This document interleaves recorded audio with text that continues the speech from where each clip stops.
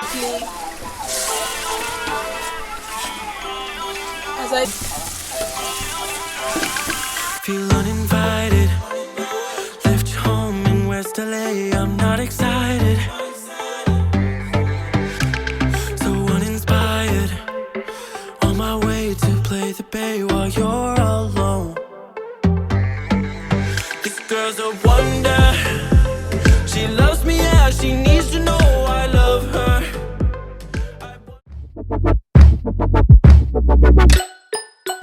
Hey guys, welcome back to another cooking edition with me. Today I'm going to be preparing stew and jollof rice. I've got a request from one of my subscribers to make a recipe for jollof rice, so I'm going to do that today. But first of all, I have to make stew. Then from my stew, of course, I'm going to make the jollof rice. I'll just introduce you to the ingredients we have on the table today. And this is my vegetable oil, and we have our onion here. If I'm going to make jollof rice, I would need more. So we have our fresh tomatoes here, already steamed and dried. We have our tin tomatoes here. I have like 3 tin tomatoes here. And we have our crayfish, which of course I'll use for the jollof rice. And we have our knorr cube and chicken knorr cube, of course. Our curry, I'm loving this Boya curry. And then the salt, and these are the spices I'll be using. I'll use my chicken, Medina chicken, and my kitchen glory.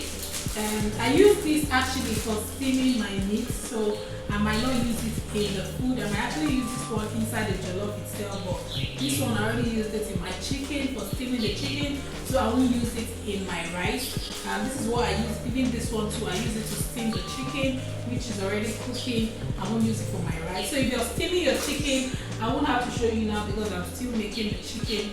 You should use this, which is the curry, the thyme, the kitchen glory or Medina, salt, garlic and ginger. So basically this is what we're going to need for our stew, and I hope you guys enjoy the video as we cook. Here I just fried my onion and the fresh tomatoes. So this is what it looks like, the fresh tomatoes and the onion. So I added a lot of oil because I'll be making jollof rice from this, remember. So we're making stew and jollof. So I've not added the tin tomatoes yet, but I'll do that once my fresh tomatoes dries a little bit. So guys, we're just adding the tin tomatoes now. So I added the tin tomatoes. I'll just stir them together with my spatula so it can dry properly. This oil is also for our jollof rice, so the oil is actually not too much. Don't be scared. I'm cooking about 13 cups of jollof rice. That's a lot of jollof rice. So yeah, so I'll just let this fry for some time and I'll get back to you guys. Tomatoes is dried and I'm just adding my stock cube. Add all my spices, which includes the curry. Add the bay leaf now. I'll also add this, which is a nutmeg.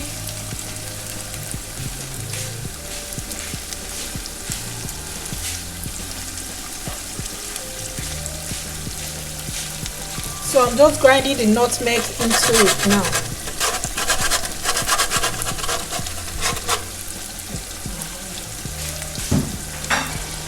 So now I'll just add the stock from the chicken, which is what I'm adding now. Yeah, so this is how our stew is looking. So good.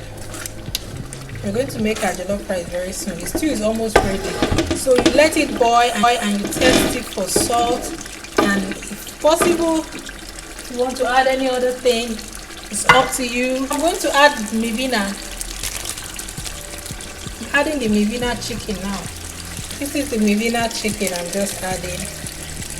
And you want to stir it again and let your stew boil, and we're done. I didn't add fresh pepper because the fresh tomatoes have pepper, but if you still want more pepper, you can still add it at this stage. I just finished making the stew, and what I did was I just added water to the same pot I used in making my stew because I'll be converting the stew to jollof, of course.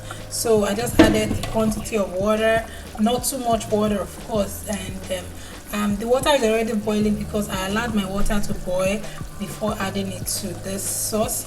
So if you want to cook faster, it's advisable you already boil your water before cooking.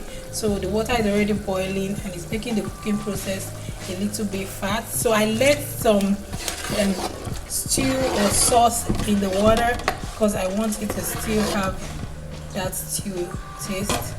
So I'll just add some more sauce, and not too much because we need the burnt flavor for our party jollof rice style, but you don't need it to like just start burning too early. So what I'll do now is I'll add more bay leaves for the jollof rice. Bay leaves for the jollof rice. Okay. And now I'll add my stock cube and crayfish and I'll let it boil. Because I'm cooking a whole 13 cups of rice, I'll be adding this quantity. Stir everything together and let your sauce boil. After I stirred it, I just decided to add salt. You can add salt at the end. Remember, I always add my salt at the end of cooking, but this time I decided to just add a little bit because I might end up not needing salt later on. And this might be all the salt I would need for cooking, guys, because I don't eat salt like that. I already parboiled my rice. I'm going to add it now to the sauce.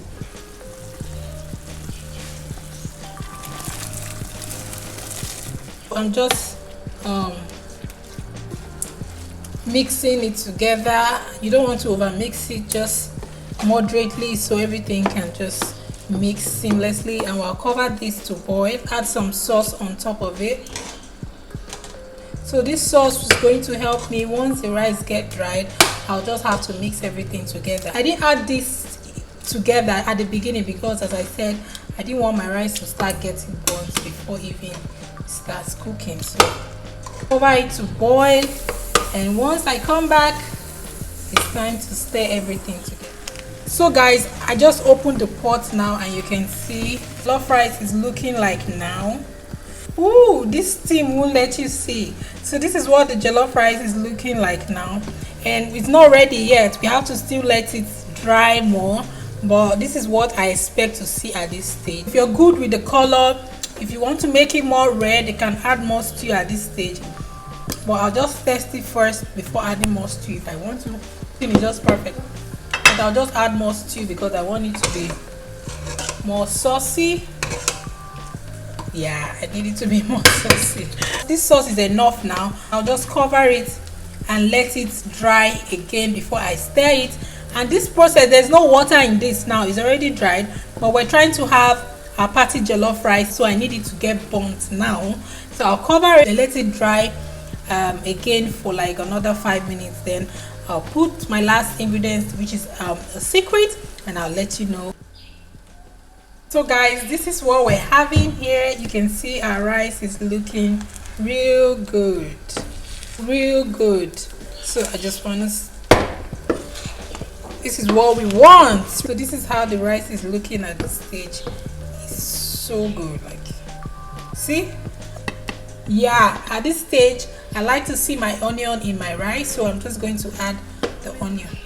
I just stir this into the rice. Our rice is ready. So what I'll do after this,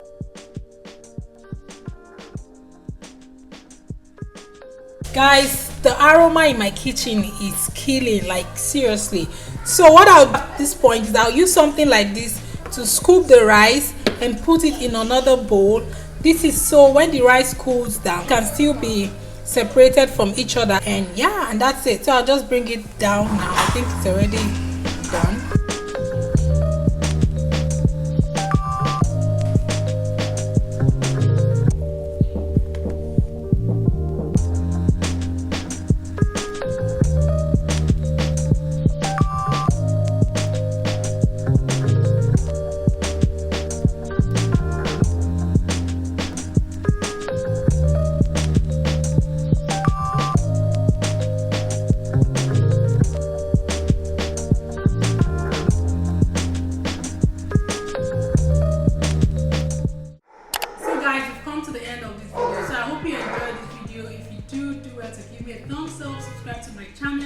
I'm just about to eat my Easter rice. Have a happy Easter, Until I see you guys in my next one.